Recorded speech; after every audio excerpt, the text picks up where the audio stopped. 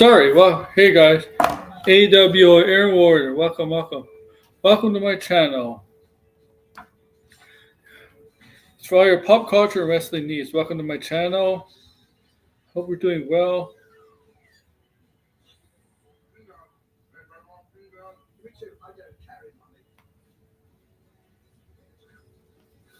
I hope you're all doing well tonight. Sorry, I'm a little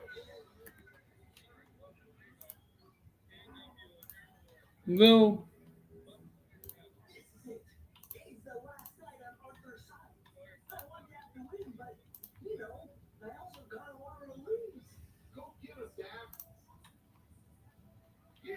I'm sorry. I'm a little.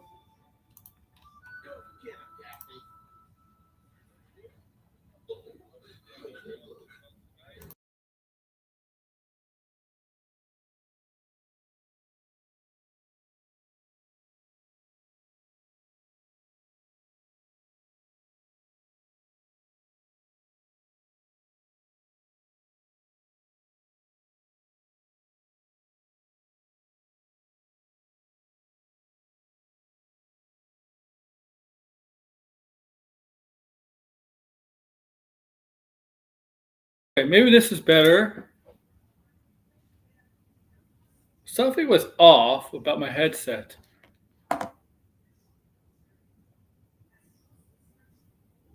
That was strange as hell.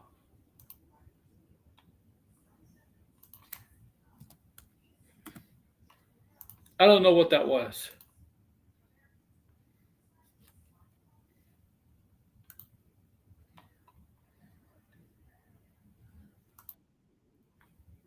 You know what? Um,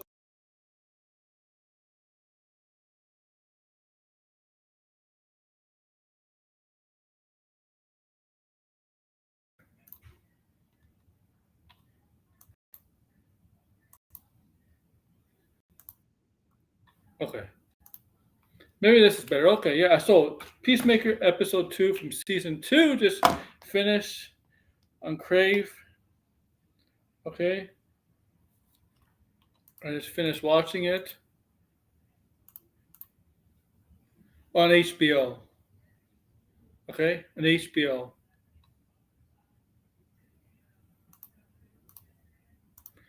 And this episode is fine for what it is. Okay, it's fine for what it is. This episode. Okay.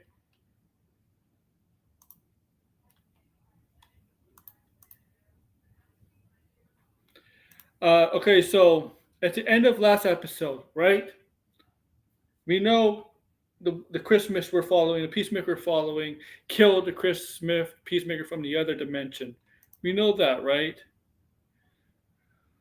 If you watched that, obviously, we know that happened, right? Right? So now, now, Chris Smith, he has to try to find a way to hide the body. Rolls it up, tries to roll up the body in the bag, not kind of in the bag. Keeps, okay, never mind that. So, okay, multiple times.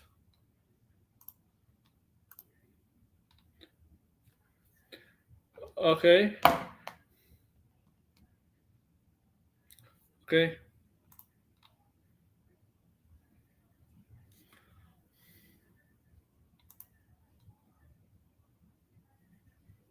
Okay. So, all right. But first, actually, beginning of the episode, beginning of the episode, we uh, I'm gonna send invites in a minute. Beginning of the episode, we got a flashback of when Rick Flag Jr., the father of Rick Flag Jr., the Rick Flag. Oh my God, what am I doing? Rick Flag Sr. has become named head the chief of Argus. Okay, head of Argus, and beside him was co- economists, or I could call them, as I call them, economics. Was beside him, and at this point, you see in this flashback, Rick Flag Senior doesn't know that Peacemaker killed his son. He just knows his son died on Corey Matisse, or whatever it's called, from Suicide Squad, the Starro, the movie from Suicide Squad that we saw in 2021. He just knows that his son died, but he didn't know who killed his son, but how his son died. He didn't know that. So once head of Argus, even though this is not best of Argus's interest, this is more of his personal interest, a vendetta. Okay, all right. Right? He asked economics to get the files. Since he wasn't in charge at one point, he doesn't have clearance to get the files. But now, since he's in charge, he get clearance to get the file on what happened on the island and what happened to his son. So that's when eventually you see him read the file, and it's death of his son, and you actually see flashbacks from the Suicide Squad. Okay. Yeah, they show flashbacks from the movie, from the Suicide Squad. Okay, how his son died. So he's reading the file, and you see him start to get emotional. And he was like tearing up a little bit. Then he gets angry, and obviously he he told he told Sasha Bardo that wants everything on Chris, wants to make his mission on Chris Peacemaker, and right. It's obviously he's out for revenge, right? Okay, he has a personal. I mean, I don't blame him. I don't blame him. I mean, he loved his son, so obviously he would want answers, right? He wanted to go after the murder of his son. Okay, even though he's in charge of Argus, Argus is not supposed to be about personal vendettas, grudges, things like that. But this is different. This potentially could make him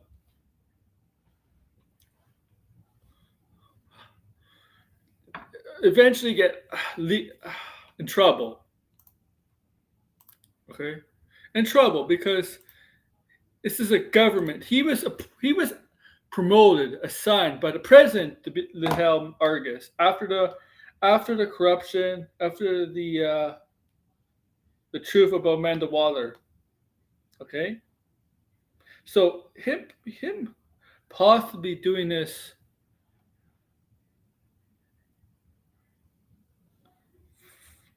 him going for his own personal needs, his own revenge, could get him in trouble. Could get him in trouble with the government, for sure. Okay, but we don't know. We don't know. I mean, if theoretically in real life, sure, but we don't know. This is DC. Then we get fast forward. Then we get the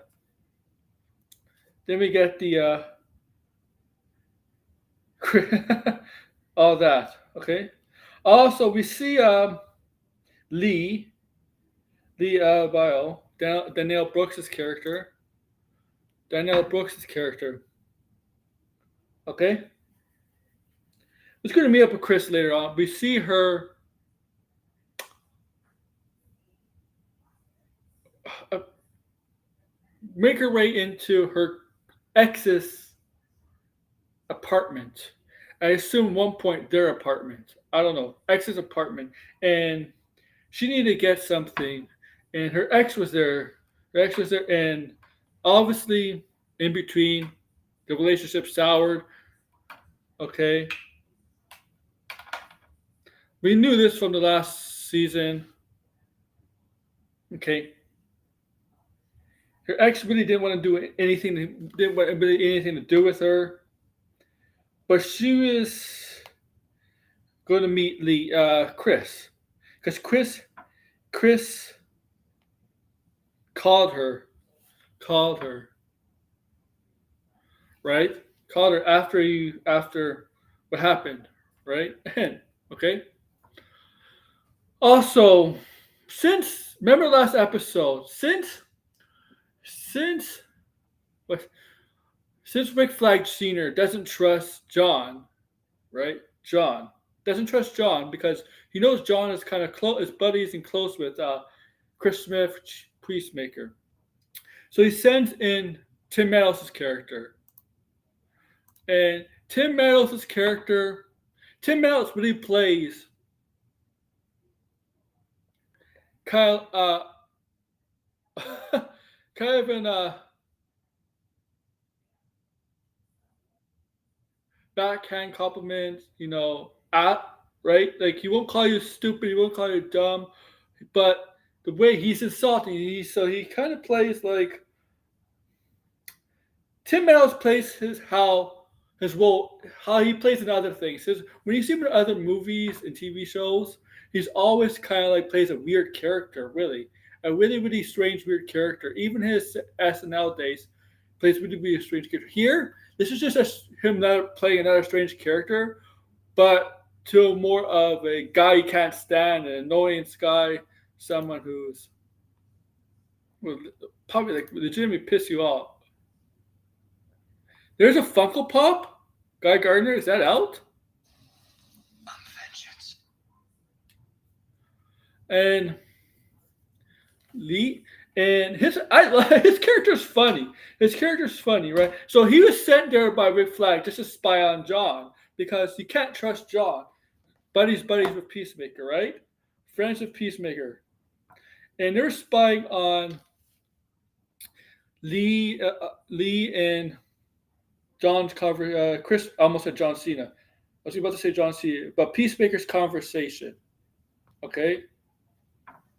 Also, you see in this episode, Amelia Hardcore, that's her name, Amelia Hardcore, go to looks like goes. I would say kind of like a small grocery, not really a grocery store, maybe more like a pharmacy that has food. And right, and she goes to this. It's not really a grocery store, I would say, more like a little small supermarket or something. She goes there, and you see her. Oh, nice, George. You see her with obviously the bruises in the black eye and the marks from her fight. Her fight she got in with a couple of guys at the bar. Okay. Okay. Right.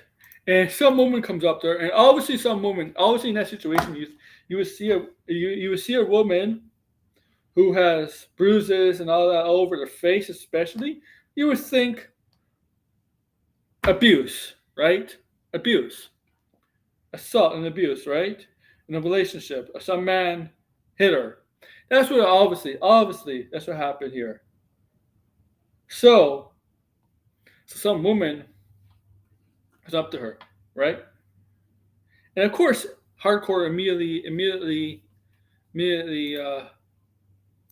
knows that, and she's trying to be nice. Like she wasn't being angry or pissed off right away, but that woman kept being annoying, keep persisting on when wouldn't just go away, and that's when Amelia Hardcore told her basically to bugger off. And you see I'm thinking employee, a very tall employee. It's very funny. She Amelia calls him Beaker, and Beaker. Why? Because Beaker's tall and he has kind of look like Beaker, and Beaker's the hair especially, and Beaker is from the puppets. And you see there's a customer be like, she asked one of the customers, "Do I really look like Beaker?" And one of the other customers is like, "Yeah, you kind of do look like Beaker." Okay,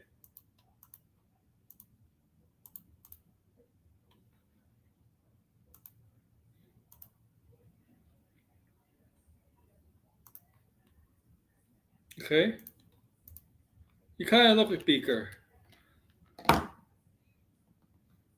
Now, obviously, Argus is there to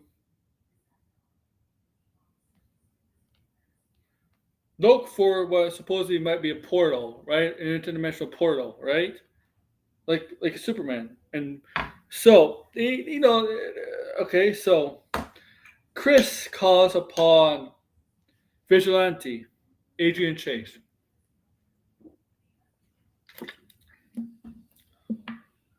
And Chris still at this time has all the people that he had invited to orgy in his house, staying in his house.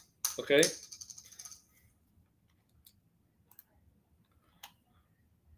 Okay? Staying at his house. He invited Vigilante. And Vigilante's like, Vigilante's being Vigilante. He says some weird stuff, such stuff. He's obviously not there. He's saying some, right?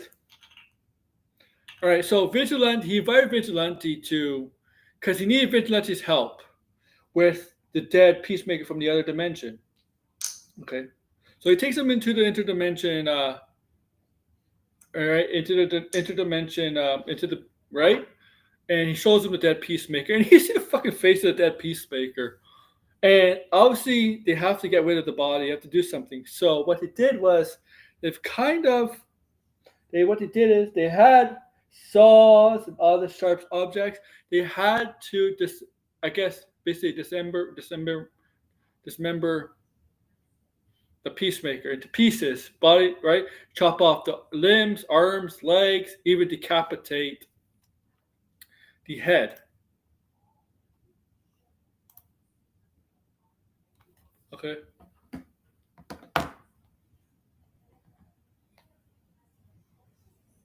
Okay.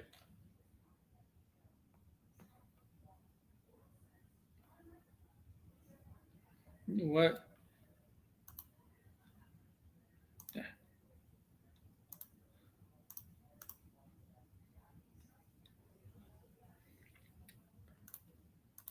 Right? What they did with the body freaked me out. Oh yeah, I didn't think they were gonna do that. I could see obviously Agent Chase doing that, Vigilante doing that, but I didn't think Peacemaker was like that. And Peacemaker took the other Peacemaker, the one they're chopping to pieces, it's foam. Okay, foam, because he knows in that world that Peacemaker was in love in a relationship, married to that version of hardcore. Okay, okay,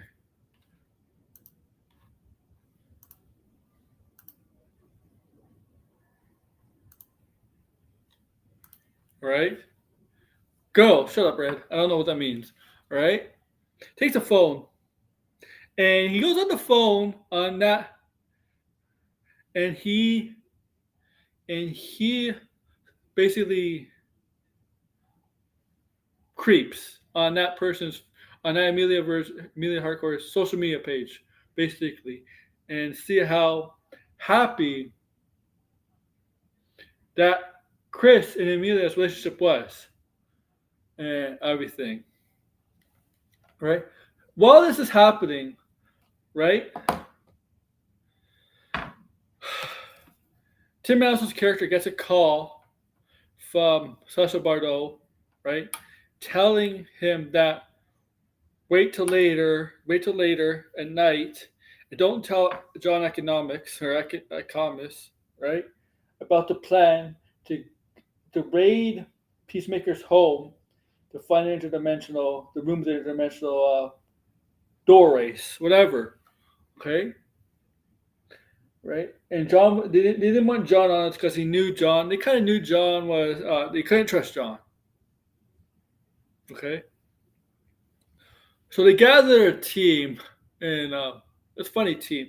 One member, the four-man team, one team, one woman in that team. Okay, one of the characters he named. Now, name one of the guys who's part of that raid of the house. Was not really raid. Okay, I heard you have a father too, Red. Okay, okay, and when they called this person was Signal Man. Signal Man is a DC character. Now, I don't think this is going to allude to anything. It just might have been a coincidence. He decided to go, you know what, let's call this person Signal Man. But Signal Man is a DC character, DC villain, super villain, Signal Man. But I think this is a code name, a nickname he gave this guy. Not really, not really anything substantial. Okay. He's Phil Cobb was a gangster with a big idea, came to Gotham City. Yeah, so he was a kind of like a Batman villain. Okay. Whatever. It's just a coincidence to call him in the this one of the guys in that part of the raid. It was a 5-man raid. Tim Meadow, 3 men and 1 woman. And he called the woman titties. Titties. Legitimately titties. Yeah. I'm not making that up. Okay.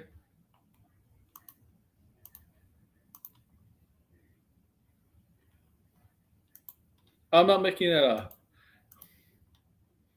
Right? So they're gonna raid Chris's house after Chris is reuniting with well the team, his friends, Vigilante, John, Leah Bale, and Emilia Harcourt from last right? They were they were drinking, having food, catching up, right? John and Emilia Harcourt got talking, and John, okay, I don't know why I'm calling him John. I don't know. It's John Cena. Okay,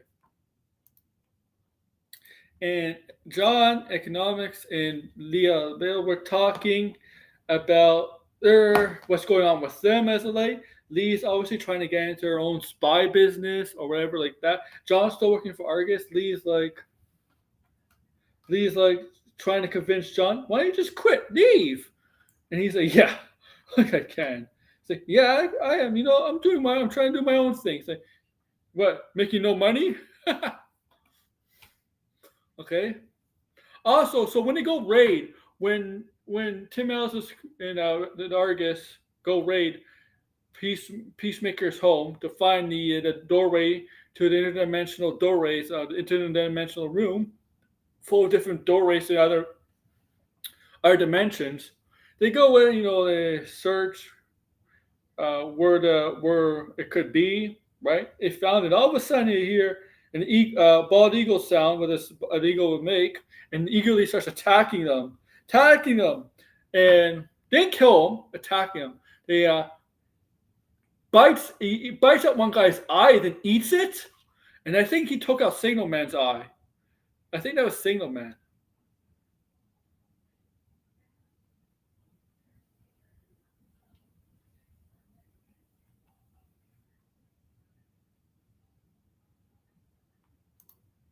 Okay.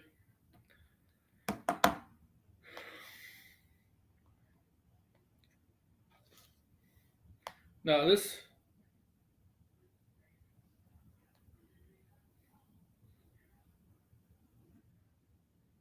I want to find a door to a version of me better. Man, me too. Where I'm witch. I'm loaded. That's what I want. Okay, I want to be rich.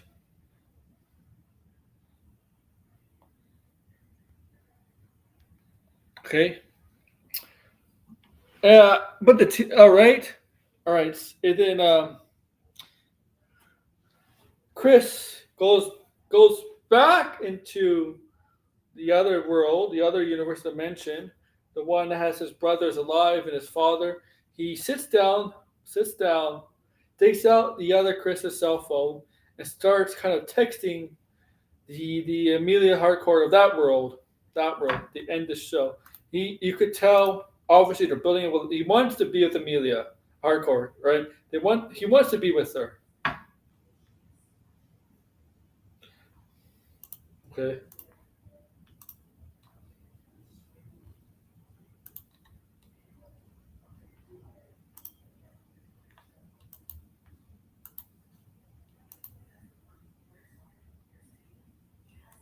He wants to be with her, okay? Wants to be with her. Okay. That's kind of end the show. I mean, look. I'm not gonna fight.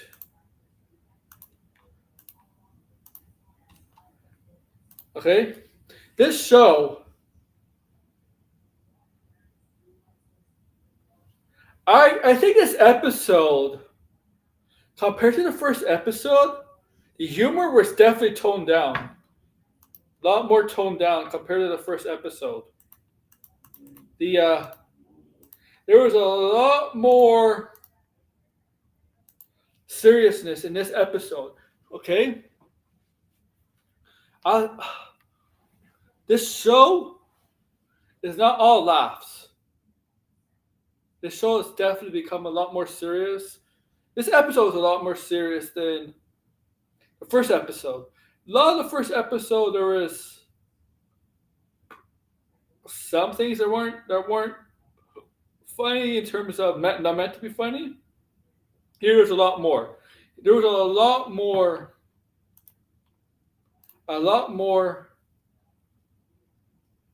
I would say moments of a lot more moments of clarity, not clarity. A lot more moments of what would I say? Reflection of some of the characters.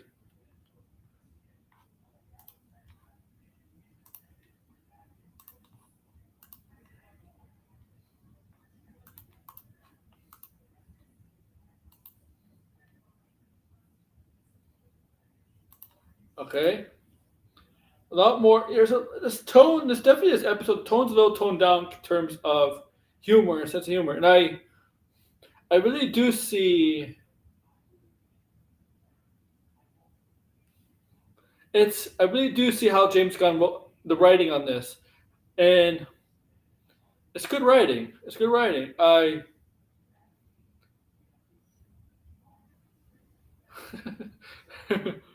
Good writing. I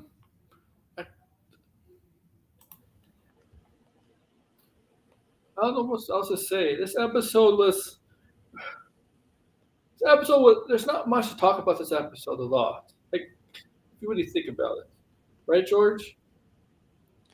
I mean, it was fine, but I feel like this was like one of those calm before the storm kind of things. Yeah, it's It, only it, the second it, episode too. I feel like if anything, maybe like it reaffirmed how much Rick Flag Sr. dislikes Peacemaker, and that Peacemaker seems like he's settled on going into this new universe. Yeah, that's what it Like seems like. I feel like it just felt like a reinforcement of stuff that we kind of already knew was gonna happen. I mean, Yeah, really, the only thing that I would say was kind of enlightening with the episode. Well, maybe that's not the right word to use, but like that kind of gave us a glimpse of how rough things were. Was Adebayo's ex girlfriend, or like how that relationship oh, is strained. yeah, Like I yeah, feel like if anything, that was kind of the the thing that was on display. Like we knew they broke up, as it was mentioned previous episode. We just didn't know how bad. Like it was strained. It Like was. we kind of already knew the previous episode that yeah, Peacemaker killed this guy. We know he's gonna go into this universe. We just kind of needed like a reinforcement of it, Hmm. and we knew that Rick Flag Senior was didn't already like Peacemaker. Which I'll say, I feel like he's a lot different in the show than he was in Superman. Like I know he wasn't in Superman a whole lot, but it it's just like one of those things where you know when like a character feels different Yeah. after the previous project they were in. Like one of the Yeah. things, like Yep. for example, like how Doctor Strange feels so different in Spider-Man No Way Home compared to how he was in Doctor Strange and Infinity War and Endgame. Yeah. Like one of the things that people always say is, man, Doctor Strange felt a bit off in this movie. And we know what's crazy is like James Gunn did both these projects. Like you can make the case with like Marvel and how Doctor Strange was handled. Like that's like three different Look. directors. Yeah. I Doctor feel Strange doors like that. like Flag feels off. Like I mean I get it. This is a more personal thing for him compared to like what they were dealing with Superman. Yeah. Because like Yeah. he like even though he wasn't a big fan of Superman, he seemed to trust Superman way more than Lex, and still respected him. Where like here it's like, he's like ready to bash the hell out of Oh. Peacemaker. Yeah. I don't blame him. I mean, like, I mean, I've only seen a couple of episodes of Creature Commandos. I gotta watch the rest of it, so I don't know how he was for the rest of that show. they mentioned in the show. I know that, but they don't mention like much of. But I feel like the first couple of episodes I've seen of Creature Commandos that like Rick Flag was more similar to how he was in Superman than he is in Peacemaker. Hmm. Like I don't know, maybe it's just me. Uh, I just feel something's a bit off with his character. Not the act that the actor is not portraying the character well. I mean, Frank Grillo's still giving a good performance, but hey, he's doing much better here than he is at Crossbones. I mean, they wasted Crossbones with him. I and also they just had to add. I mean, like they just had to add more to this Peacemaker with the interdimensional doorways, and also him as a personal vendetta against him. I just want to know. I want to know how White Dragon, his father, whoever has a room like that, who supplied him with that room like that, who gave him knowledge with a room like that. With Rick Flag, I don't know what the end game is. I don't know what the end game is with the with Flag here. Is yeah, that's what I mean. It's just I feel like the first episode started this series off strong, and I hmm feel like this episode was like a pause. yeah. It felt like a pause. Like based on the preview that they show for next episode, it looks like hopefully this happens. Like it looks like a lot more is going to happen. Like it feels like episode one did so much, well, this episode did so little. Well, And I'm not gonna act like the series is doomed or anything because first of all, no. this episode is still better than the vast majority of some of these MCU Disney Plus show episodes. I felt this episode was definitely a lot more toned down in the terms of humor. Yeah, I think maybe that was it as well. Yeah, maybe But like I feel I like of the episodes of Peacemaker, if you include season one, yeah this was the weakest episode. probably And look, probably and look, I'm not again. That doesn't mean the series is doomed or anything. Like James Gunn's not going to nail every single episode. Not every no. like Did he no, direct all these episodes? I don't think he directed them. not every like not every episode of a TV show is going to be good. No. So I just hope that like episode 3, like based on how it's being hyped, does what I feel like this episode should have done.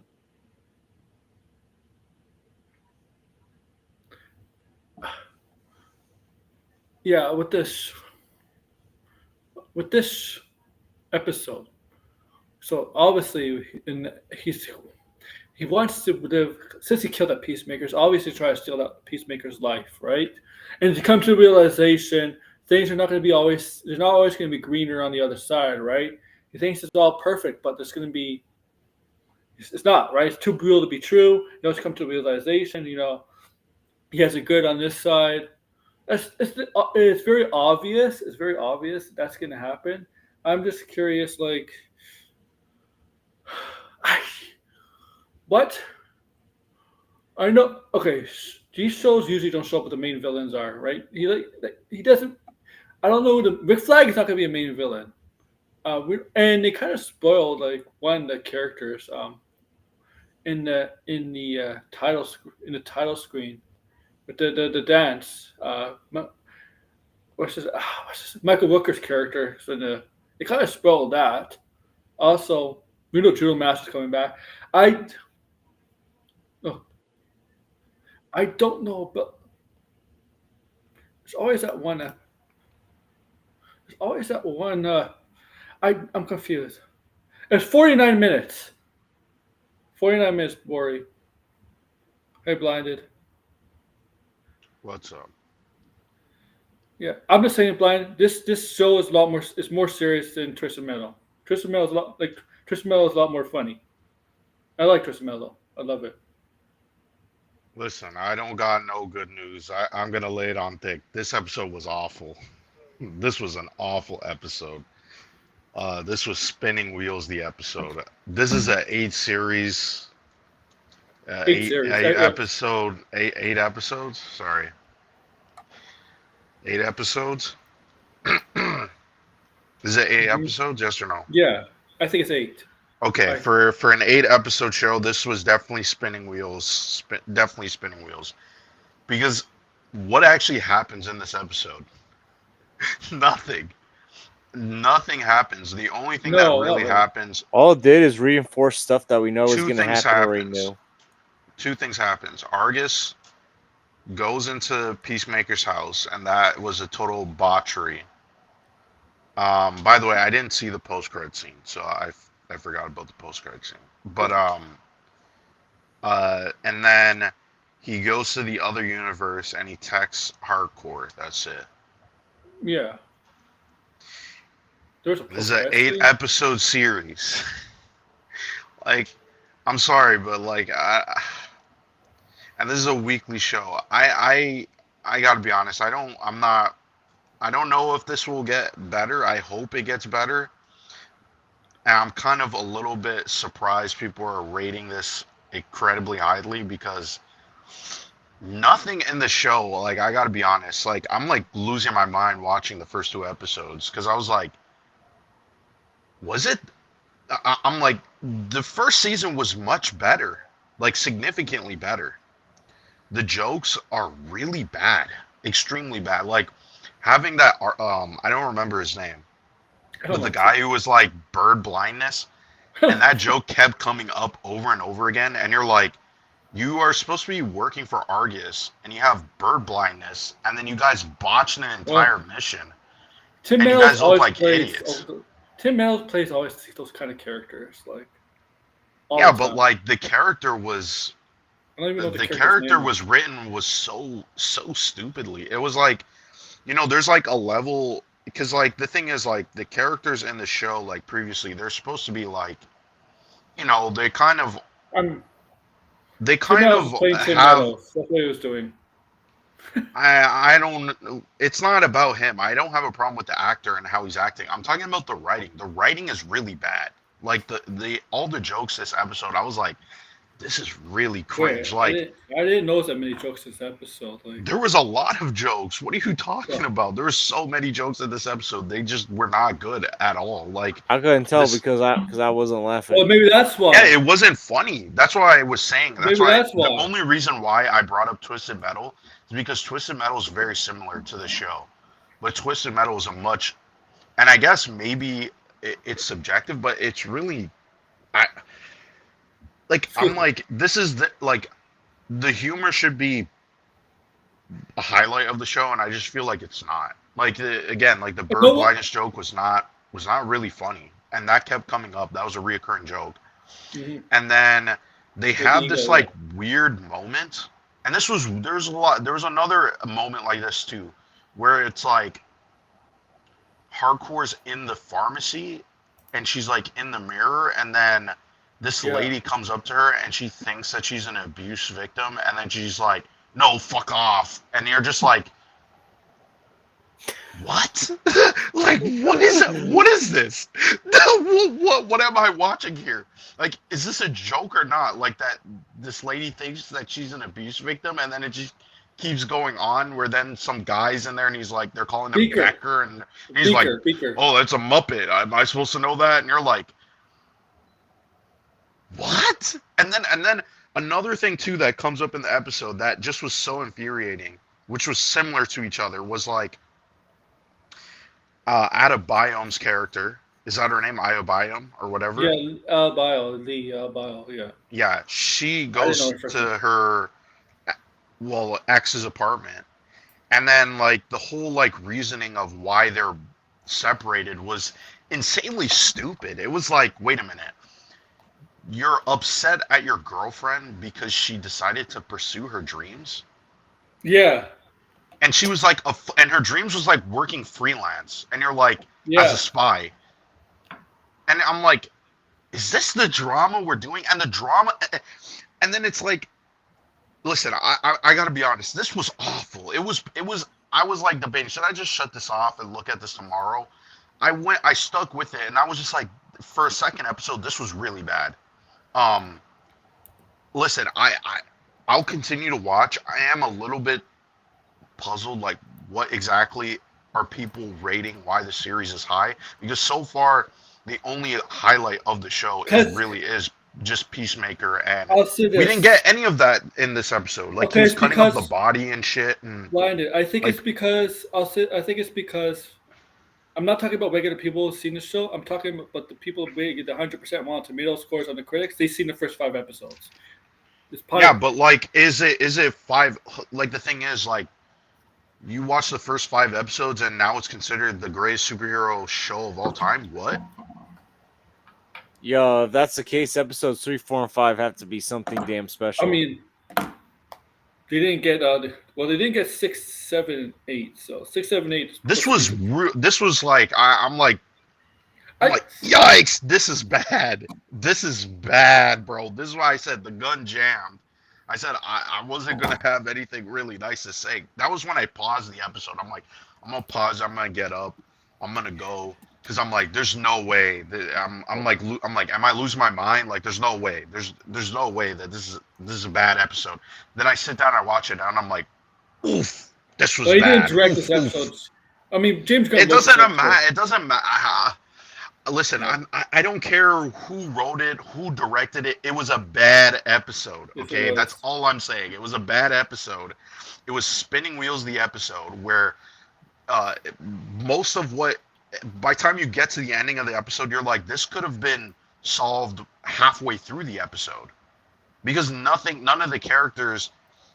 First off, we spent way too much time with the Argus people, and the Argus people look like fucking idiots. They look like fucking idiots. Yeah, like it was like, this is supposed to be the same organization that is like spearheading and searching for metahumans, and then like I understand, like, hey, listen, they don't see Peacemaker as a threat, so they're not taking it serious. But it's like the head of Argus, who's Rick Flag Sr., goes like, you guys need to be on top of this guy. You would think they would take it a little bit serious, because they're like, listen, the head of Argus wants this done. But no, they got this like dumbass fucking guy who's just like, oh, I'm bird blindness. That joke was so insanely stupid. You know it was what's like, cringe? what? The That fuck was is it? so fucking cringe. He was massaging.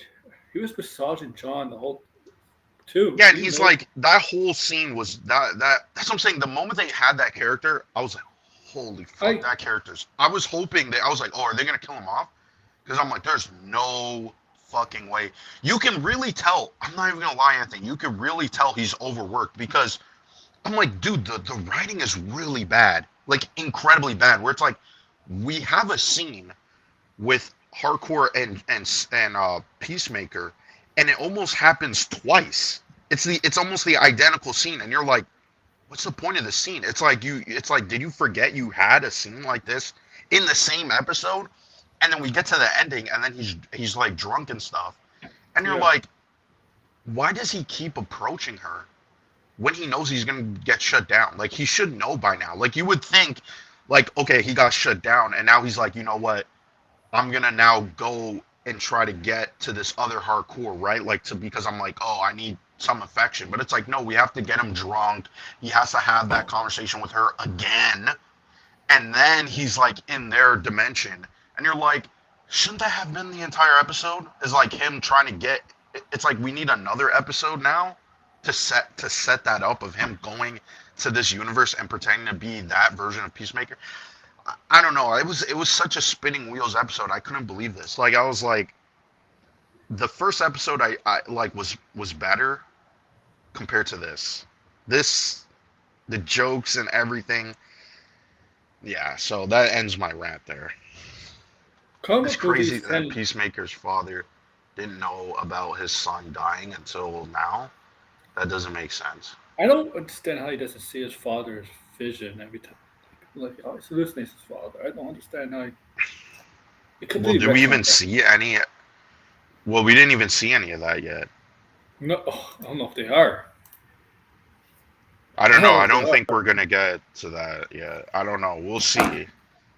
Like I'm more Yeah. intrigued. Like definitely the best part of the show is what Peacemaker is dealing with because you're like, yeah, he always wanted this ideal life, and now it's like right there. And yeah, it's like why not focus on that instead? You're like we're jumping around to all these characters, and honestly, none of their drama really makes is not it's not I as compelling as Peacemaker. the thing is like I know they're trying to make us care about the side characters, but we don't. If you look at Marvel, we really don't care about the side characters. No, but like side characters are good because they're supposed to be a reflection of the main I know, character. but we don't care I about like just we. don't think they're done particularly well in this instance. Yeah, This was awful. I'm Well, being 100% honest. This was truly a painful experience to watch. It was so slow, so spinning wheels. Characters were doing there's the so much same thing over and talking. over again. So much, yeah. There was a lot of it, talking about shit that we already fucking yo, know. The characters already know. Like this is the progress the story. closest. This is the closest to an episode feeling like a CW episode. Yeah, it just Like, was. like, is it me or like does the CW shows have more talking than action? There was a lot of. It's not even really like because not every episode needs to be action, but every episode should at least progress the story further. And by the time we got to the ending of this episode, it was like the progression that should have happened felt like shouldn't he have been exploring that in this episode of like This is him the toying around with going into the other universe? It was this like is the it took this is way the too long. this is the equivalent to an anime filler episode. 100%. It was a really like bad filler episode. like first of all, you don't need to even I'm have a filler episode. No, You, you and didn't what's even crazy know. is, the with the thing with this felt like the opposite of James Gunn's strengths because first of all, James Right. Gunn does a way better job at doing side characters than most of the Marvel directors do because the Guardians of the Galaxy movies actually did its side characters well. Right. Superman, the side yeah, characters were so crucial. He did a great job with the side characters in but people just think Superman. the Same side with the characters of suicide and Superman. same thing with the Suicide Squad. It's like this is the first time Okay, the that felt Suicide like Squad. James Gunn was a bit off with Oh, his side characters. The jokes were the off, thing. like really off, so bad the jokes. Oh man, like I was like, ugh, And look, I love the ugh. jokes in Superman, but when Superman does the jokes better than Peacemaker, that's just crazy. I don't know. I feel like, I mean, one of like, because I've said this before, like I didn't really like the Suicide Squad until I watched Peacemaker because I felt like Suicide Squad was like so, I don't know what to describe it. It just kind of left me feeling empty, like this like very like nihilistic kind of experience. And I notice like I think James Gunn is into kind of that type of, I don't know, like theming or like tone. I can't really describe it. It's weird because it's like you don't see that in Superman. You don't see that in the Guardians of the Galaxy stuff. It's like kind of there in Peacemaker, but like Peacemaker comes to like a conclusion that feels satisfying, where you're like, this makes sense, right? Like of someone who was trying to be a hero but obviously can't, Yeah. and they're trying to just, he's almost like a villain, but it's like it's not of his making. It wasn't his choice. And so you kind of do feel bad for him, and that's why I said I liked the first season. But I don't remember the first season being like the jokes here just not landing. Like the jokes I felt worked, especially when it was like to make fun of the characters and like to show like how weirdly immature they are. And so it's funny, right? But like here it's like every character is weirdly immature, and it's like, why is this guy who works for Argus like this insanely stupid idiot? Like that character really pissed me off in the episode. It was like when Eagly was like attacking all of them, I was like, oh, okay, that makes sense. That's why I hate them, because they're gonna die. No, they didn't die. No. They didn't die. I was like, what? I was like, wait, these characters here, and the the guys, the agents that he hired, they were all idiots. Like even in the montage, like the one guy was checking his gun while his kids was around, and you're like, Yeah. what? Like obviously these people are not good people, right? But it's like Well, you kept them around. I wouldn't be surprised if, like, I don't know, Bloodsport makes a cameo. I don't know. They're gonna say, but you could have sent somebody like I don't know. Bloodsport. I think Lex Luthor. It sounds like Lex Luthor is going to be the one who Yo, is Oh, going but to show by the up. way, I have to say this. Even though I love James Gunn, I love your line. The gun is jammed. I think you should give that line to a James Gunn hater and make money off of it.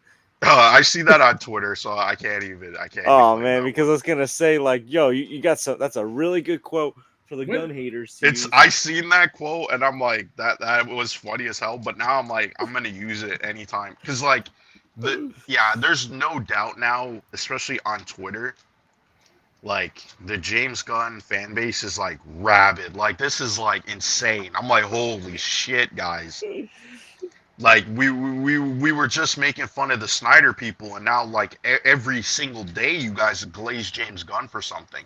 Like Well, I well, haven't seen a time where they aren't talking about James Gunn. Holy shit! but here's the crazy thing. It's like because we bring up the Peacemaker reviews. Peacemaker's got a 99% on Rotten Right? Tomatoes. Now again, this is also taking for into audience? consideration. No, I'm No, talking for about critics. critics. What about the And audience? I looked at the critic I don't reviews, know. and it's like most of the reviews are like 9 out of 10s, 8 out of 10s, 4 out of 5s. It ain't like the show's getting 6 out of 10s or 7 out of 10s. Right. And the That's the lowest part that's like and the confusing. lowest review, the only rotten review, it was only a 2.5 out of 4, which sometimes Rotten Tomatoes considers that a positive review. Right. So look, again, this doesn't mean that the rest of the show is probably going to be bad. I mean, this is based off the first 5 episodes, so there's at least the assumption that episodes 3, 4, and 5 are going to be good, but they got to be a Right. special kind of good to really get this kind of a score or get like an 8 out of 10, 9 out of 10. And Yeah. maybe This they is will no be. way so far not a 9 or an 8 out of 10. No way. Like, okay, like, look, I like the first episode a lot, but this episode just felt very slow and Yeah. very uneventful. It felt like Yeah. the equivalent of a CW / anime filler episode combined into one.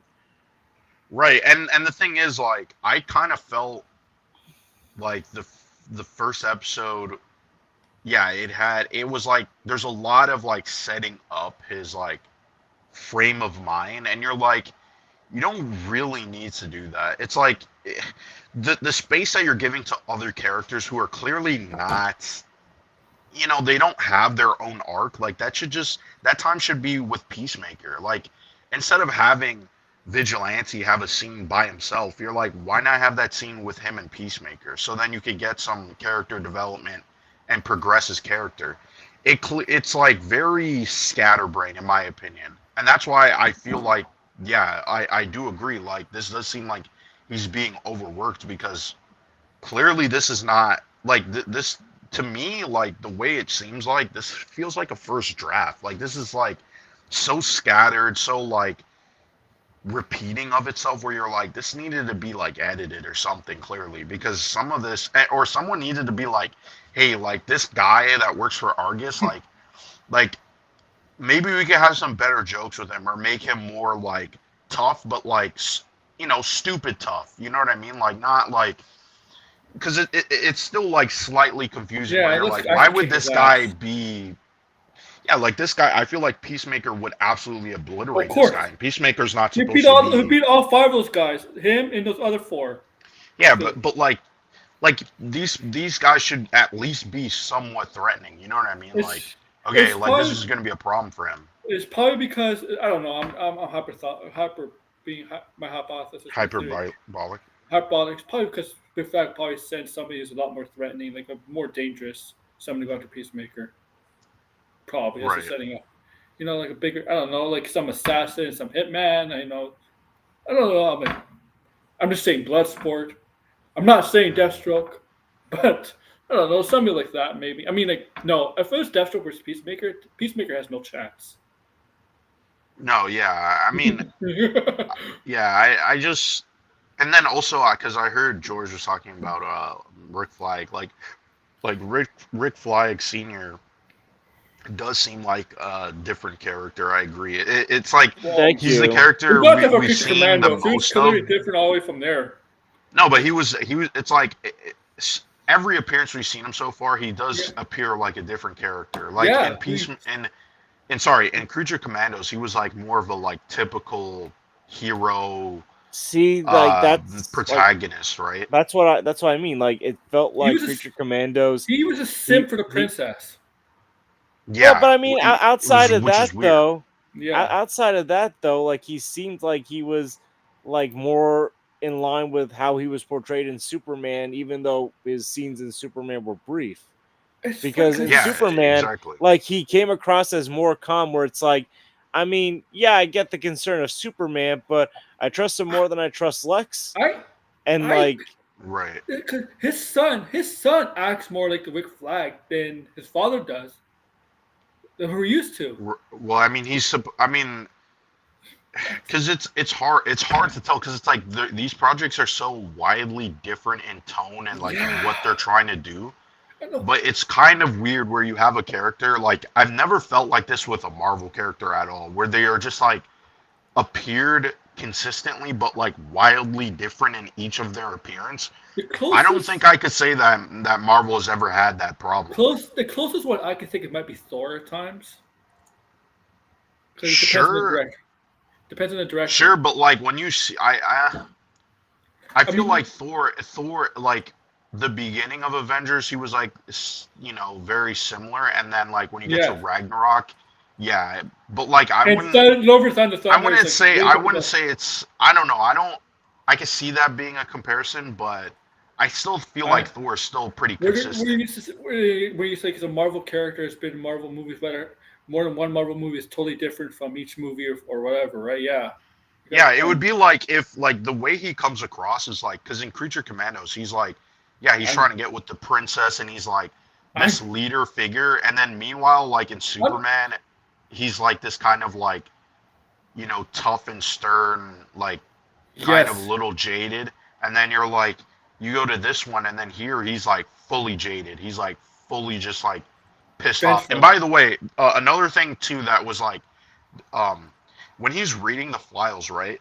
Yeah, And he's reading like everything that happened when Peacemaker killed Rick Flag, and you're like, how do they even know those details? And like, was he being?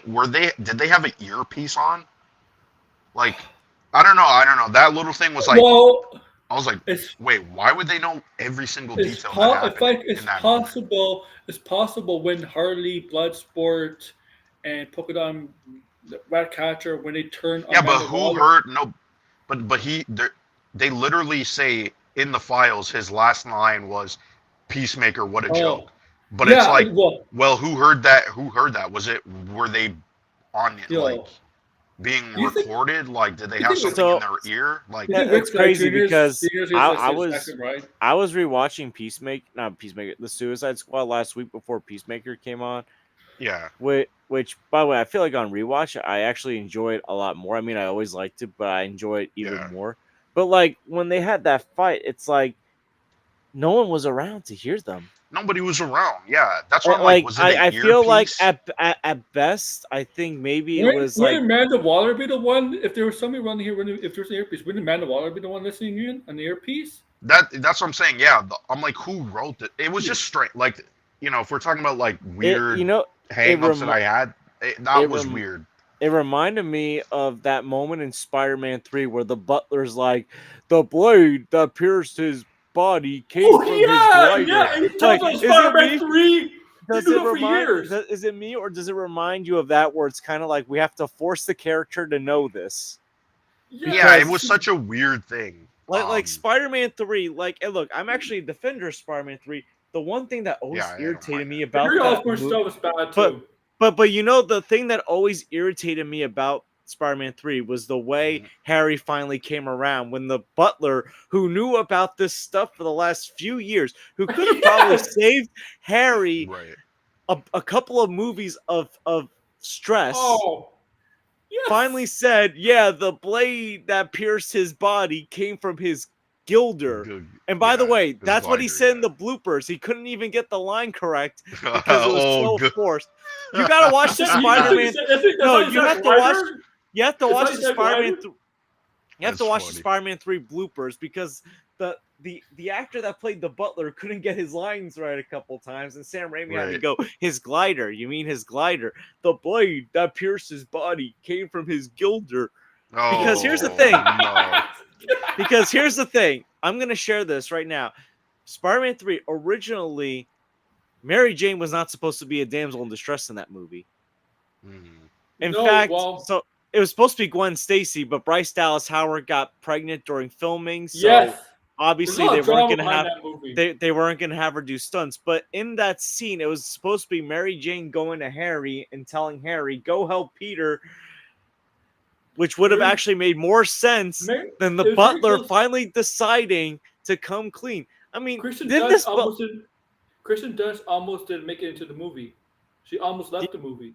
yeah, Damn. but the thing that always irritated me about Well, that is like the butler. If the butler had known, why didn't he say? Well, why didn't he say exactly? Because he had a brief scene in Spider-Man 2 where he saw Harry obsessing over Spider-Man, saying, "You know, your father only obsessed over his work." It's like that would have been the perfect moment to tell Harry, "Yeah, your father." Like, come Yeah. on.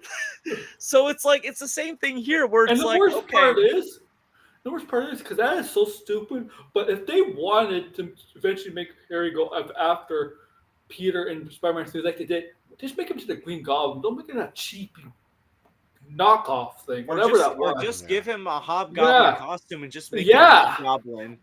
yeah. Like that was bad. Like, what the hell I was mean, that? Harry is Green Goblin in the comics. He does. Yeah. So I didn't. Yes. In I the don't think ultimate, it's as actually bad. no, the in the ultimate comics he is Hobgoblin in the Yeah. original Ultimate Spider-Man from like the Right. 2000s.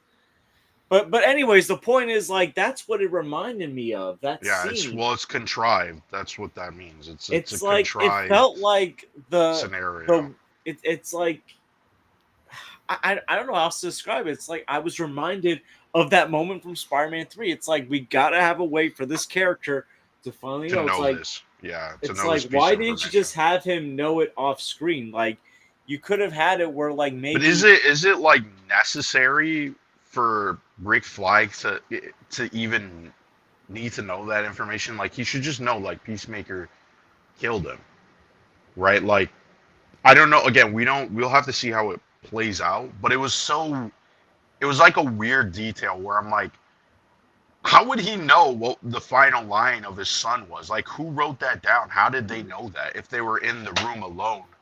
Like, it was just No, you weird. Like, know, did Peacemaker it would have. have a testimony and he said that? That was his. I don't know. It was just weird. It would have made Oh, more oh. story sense if maybe like someone had told him that Peacemaker, like maybe it was one of the surviving members of the Suicide Squad. You didn't even have to mention their name because I don't know what from the Suicide Squad is still canon besides obviously Right. the events that have been mentioned so far. I don't know if Bloodsport is still canon or not, but maybe Well, there could have been. based on his comments about wanting him others able to come back or trying to work him in, some probably he will be Yeah. canon. But like maybe you could have had a comment where like Bloodsport, who was friends with Rick Flag Jr., might have told him what happened. Right. But like Bloodsport did. wouldn't know that was Rick Flag's. He wasn't there at the last time lines when of he killed dialogue. Rick Flag. He Like- came after like, the death. Yeah, he came after, and it was Ratcatcher 2 that told him. But like Ratcatcher 2, Yeah, I don't Ratcatcher. think would know that Rick Flag Jr. said that because she wasn't She wasn't right. near it. She wasn't near it when it happened. Right. Like that's what I mean. It's like It had to be the earpiece. weird. That's what I'm saying. A Also, weird I detail gotta that was say- not needed. there was one guy, one of those Argus guys, reminded me of that character Milton from the Suicide Squad. Oh, No. Remember, like I don't know if you guys remember the character Milton You know- that was like the Yes. bus driver that Yeah, got and he gets shot, shot up. and Polka Yeah. Dot Man was like, "They shot Milton!" You know, like there was a you guy know- on there that I'm like, "Is that Milton?" that's a guy. One of those guys was he. You know how Tim Ellis he likes he calls what did he call John? Ginger what? Yeah, Ginger Cool. Stupid name. Okay. Stupid name. All the he jokes he call- was saying. He caught one of those Argus. I wouldn't call him SWAT, but Argus agents. Signal Man. Signal Man is actually a DC villain. Did he say Signal Man? I thought it Yeah. was the way on the What? because I have what do you call it? What's- Closed captions. So it didn't. It said It said something else. It was like. Oh, It was like a weird. It could be Signal Man. I misheard him, but yeah. but Signal Man is not. But Signal Man in the comics is not an Argus agent at all. It was a villain, and it's like a cheap niche villain, like a joke villain. Yeah.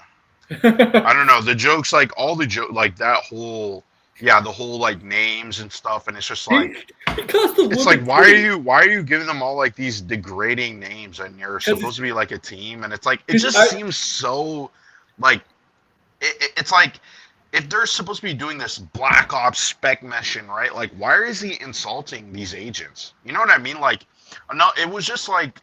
You I'm must. hoping that character gets some comeuppance because, like, You like must have so much everything he power. was doing, it was like, this is so off-putting. Like, and that's what I'm saying. Like, there's parts of Suicide Squad, like you're talking about the guy who got shot up. Like that seemed like, I was like, it was like, why do you humanize a character or make them likable only for them to die in this like gruesome, funny way? You're supposed to be laughing that he died, and you're like, I'm not, because like we spent a good chunk of the movie with this guy. I'm not going to be laughing, right? Like Like if it was just Polka some Dot Man. random dude. And also Yeah, Polka Dot Man. Like both Milton and Polka Dot Man, it's like, oh wow, these Yeah. characters are cool. Boom, he gets shot at. Boom, Polka Dot Man gets stomped on. But it's like the way that they die. It's like it's like nihilistic. You know what I mean? It's like they die and just like that's it. You know what I mean? And you're like, It's like, It's what a like- way to go.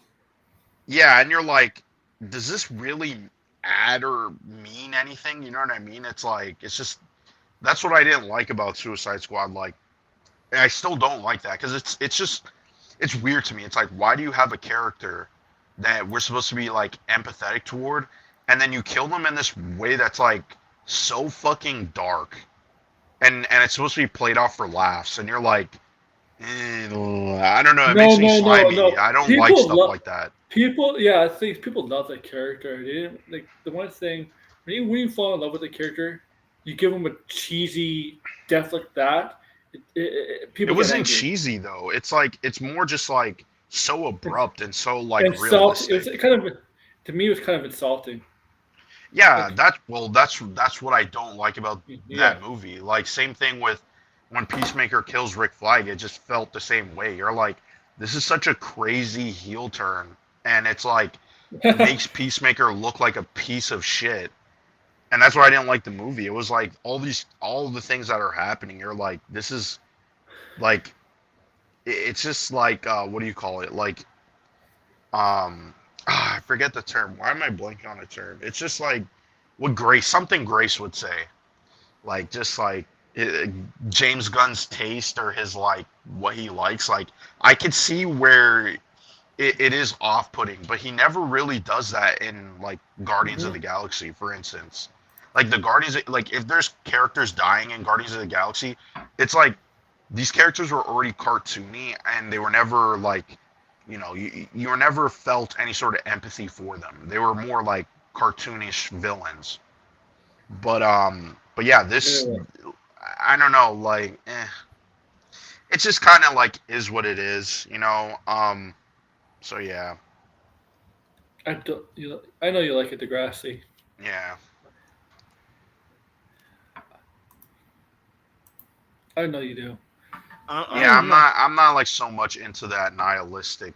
If it's just like the character is just we're just gonna kill them and it's funny, it's fine. But like I don't want the character to be like empathetic and then we kill them off and it's supposed to be funny and you're like that doesn't make much sense. It's more fun to watch Crypto mess around with I have Lex no. Luthor. I have no problem Yeah, having. I have no problem having an well, he's a empathetic villain. character. I have no problem killing off an empathetic character, but it's the right how you kill them off. Yeah, See, That's- like in the Suicide Squad, the way Rick Flag is killed off, like fighting Peacemaker, I have no problem with that. But like how basically Polka Dot Man, right when he's having his heroic moment, gets stomped on. yeah. I mean, the thing is, like, they're villains, right? But again, it's like you made them sympathetic. So it's like if they no, are gonna die, maybe they should die that's at least somewhat heroically. It could be funny, but it could still be heroic. You know what every I mean? every. Like, That's DC, man. Every time they're gonna make a movie with villains as a star, they're gonna make them some way sympathetic. They're never gonna be like. I mean, like, It's, yeah, but still, like there's a leveling degrees of like if you have a villain who's just such a scumbag, like yeah, they get their just desserts, right? Like we want to see them go down, and it makes it, you know yeah. what I mean? Like, It's but when you make a villain who is Marvel's sympathetic, afraid. you kind of like don't want to go to that like Mhm. harsh degree. And by the way, they're protagonists too. Like in the Suicide Squad, they're Yeah, villains, but they're protagonists. Like we saw their perspective. They're not the antagonists. They're not supposed to be something we're opposing.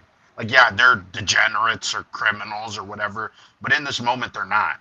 So it's like, you know what I mean? And by the way, Creature Commandos does that too. Like Creatures Commandos, like sometimes it's they're like not.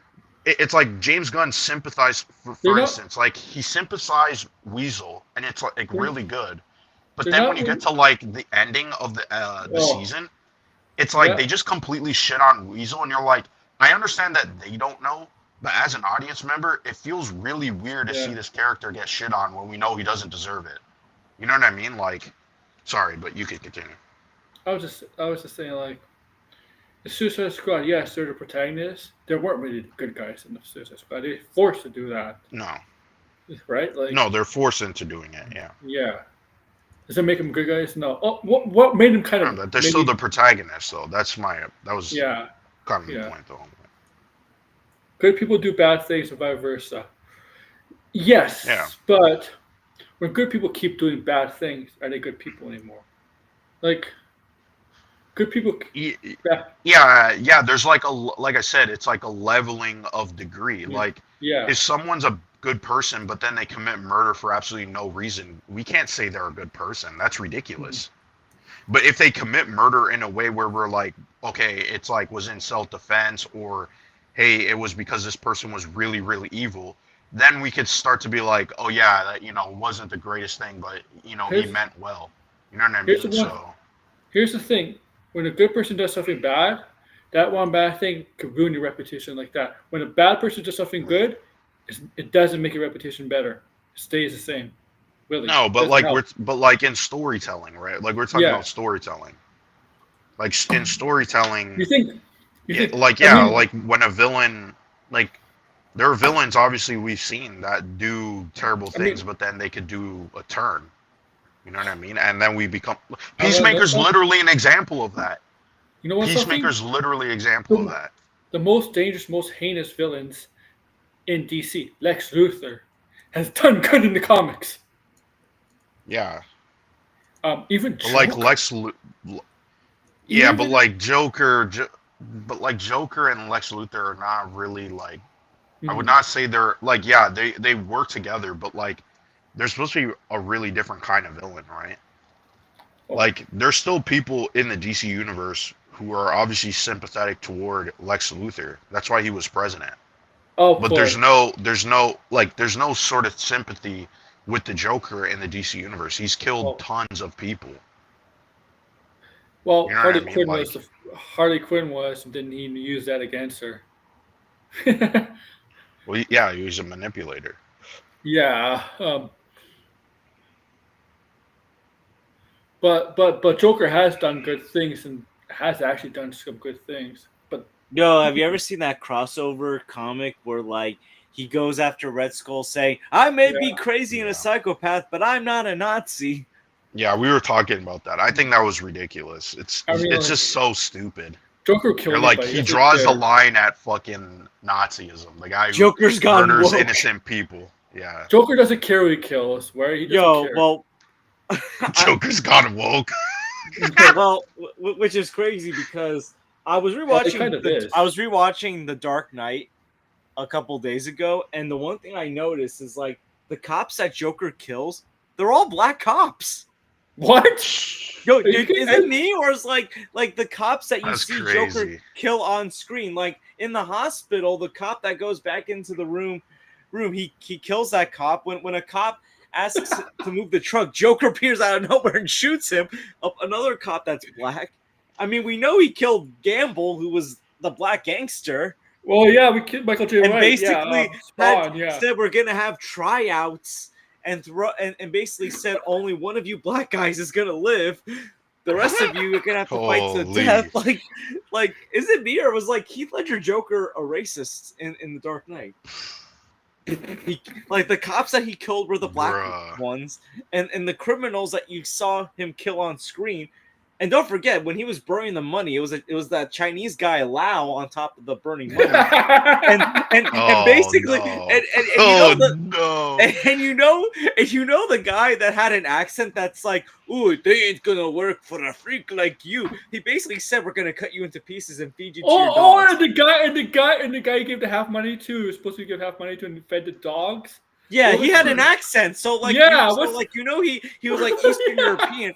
Yo, Joker was a racist in that movie. Oh my god. He was a racist. And his champion was Harvey Dent, the whitest guy ever, despite Oh half my his face god. being- I'm just saying. I think Joker was a low-key racist. I didn't That's know. the head cannon. Yeah, like Oh, That's I think he's a crazy. bigot too because he likes to kill women too. I mean, he's responsible for Rachel Dawson's death too. You know. So so No, he Joker has to have- Joker basically inspired the alt-right troll. Oh, and Well, the mayor, I and mean, the mayor, technically- and also the commissioner Loeb when they poisoned his drink. Oh yeah, that's right. Loeb was holy shit. the judge was a woman. Yeah, that was a woman. Oh my Harvey god. Dent was the only who was supposed to die that night, got spared. Holy shit. Oh, you can't make this up. I mean, it's just, yo, Joker was the first alt-right trollish terrorist Bro, that's probably before why that they was lo- even a term. Hey, you know what's the funny? There was This a was lot of they always 2008. love to use You know what This the is funny thing 2008. is? This is Even- before the even- alt-right lost their minds. Even though we're joking about him being like a racist, like a Nazi sympathizer at KKK in the Dark Knight, he's the opposite of what the Nazis would want. Because the Nazis are about fascism. Joker's the opposite of that. Well, I mean, Well, I they mean- I probably mean- would use him for I mean, for his like his, No, he his would white go boy against them. He would champion hate Harvey fascism. Dent did. I mean, at least Harvey I think- Dent killed white guys. And Well, Italian guys. I mean, Italian Joker probably doesn't care, but like, let's be honest, he probably No, he would doesn't use care. them to get what he Yeah, he used wants, them, right? and he was So saying, yeah, "Yeah, like, I'm not." so in other words, yeah, you would support Nazism. Like, you don't support, like, you only support something if it justifies your means. So it's like, yeah, that's why that comic was insanely stupid. You're like, Joker draws the line at Nazism. Like, really? Like, the guy who literally gassed fucking innocent people is the ones that are, oh, I draw the line at Nazism. Get the hell out of here. That shit. yo, how many We times were has talking about that before. yo That in was the dumb. '90s Batman show? How many times did he gas people to have that frozen smile on their face? Yeah. Like He's Really, not opposed to fucking, he didn't. like, yeah, he gassing people kills up where they're innocent laughing people. like morons. Yeah, and remember one time we were talking about how in the Arkham verse, like, he jokes about killing babies? Yeah, Like, yeah, like, dude, like, I mean, this is the guy that basically beat a teenager to a pulp with a crowbar and blew him up. I mean, look, he killed yeah, the that commissioner's too. wife. Why he killed the commissioner's wife right in front of children? Yeah, I mean, like, this guy, like, I don't know, like, This is Joker I don't we're know talking who about. wrote Nothing. that, I mean, you guys read The that, Killing Joke, right? Batman the Killing Joke. The Yeah, messed up like- shit that he did in that. This is a Joker, right? This is like there's nothing. There's nothing beneath the Joker. He'll sink lower there's and lower. nothing Like, there's nothing like, redeemable, yeah. there's nothing really redeemable about the Joker. The only thing Um, that's maybe small percentage redeemable with the Joker if Batman gives up being Batman. Joker maybe will say, may stop. That's the only cure. I didn't even For the believe that. Joker, I think yeah. that's just a crock of shit he would say. I mean, I think Because, he's like, right. he kept I mean, going it's as still- Joker when Dick Grayson was Batman. And he knew it was somebody True, different. That's stupid. I mean, Yeah, no, well, Joker's just a bullshitter. yeah, Joker is a bullshitter. There's the one Marvel character that's kind of similar to Joker in the sense that he doesn't give a shit. He's like nothing beneath him. It's Carnage, basically. Carnage is a pure psychopath, like the Joker. No, like, Cletus Cassidy. Yeah. Like Well, Cletus Cassidy was a serial Yeah. He killer. doesn't know fuck. Yo, you guys Yeah. watched Spider-Man the animated series from the '90s, right? Like the episode that Cletus Cassidy was introduced, and like Robbie's like, he's in prison. like yeah, he's not a man, he's a monster. He's done things that the papers can't report. yeah. Yo, he That's was prepared to blow up a whole building with himself He was- in it, going in a matter of seconds. We're all gonna go kablooey. Yeah, there's Cletus something Cassidy, totally Carnage. fucked with Yo, Carnage, even bro. in the '90s cartoon was like that cartoon. You couldn't even punch people in that cartoon, but Cassidy was doing all this bizarre stuff. Bruh. Oh, you know, Carnage is so tame in that show because it's for kids. But Carnage is he's like the most psychotic Spider-Man villain. There is. I mean, Green Goblin you got to be up there too, but like Green Goblin could be in control at times. Cletus is like no. Cletus Green is just Goblin. pure- Green Goblin is basically if Lex Luthor and Joker had a baby, yeah. Mhm. and he inherited Joker's craziness, but Lex Luthor's calmness and methodical thinking. Look, Cletus Cassidy, I mean, is born insane, born psychotic, right? He's a psychopath, Yeah. legitimate psychopath. And like Green Goblin was not a psychopath. I mean, like born a psychopath. Norman Osborn wasn't born a psychopath. There's a lot of things that made him Green Goblin, but a lot of this Carnage is just, oh man, like. Yeah, he's a crazy fucking person, bruh. And they try to make him like he actually cares. Like in the movie, he actually try to make him care for somebody else. Like, to me, Carnage doesn't care about anybody. He just shouldn't have a love interest. He shouldn't care about somebody. That Cletus Cassidy doesn't care about anybody but himself. No, he only cares about creating maximum carnage. Yeah, and that's kind of the same like Joker, right? Chaos, Carnage, kind of like that. I mean, good lord, Joker's an abusive boyfriend. No. Yo, I remember back in 2016, around the time Suicide Squad came out, I saw a post that someone posted saying, "I want a relationship like Joker and Harley." I was like, poor soul. What? Do you, You are want you real? you want Joker like the pretty out of chemicals? Do you want to be do you want to deal with an abusive boyfriend like Joker? You want to be manipulated by the Joker? Oh man, I don't know. There's some people like really love the Joker Harley relationship, but that relationship, there's a lot of problems with It's that relationship. problematic. Listen, Yeah, listen. Like people wanna whine and complain that oh Harley and Poison Ivy's too woke. It's like yeah, but that's more of a happy relationship than Joker and that's Harley. yeah, yeah. Um, that's different. That's a totally different thing. I know why. Obviously, there's reason why. All right. Obviously, like because it's two Joker and the two women getting together. It's against that. All right. I'm gonna end it anyway. Blinded. Thank you for coming on. It's 11:30 anyway. I gotta go take a piss. Thank you, George. Yeah, no, Um, anytime. yeah, guys, make sure to like, share, subscribe.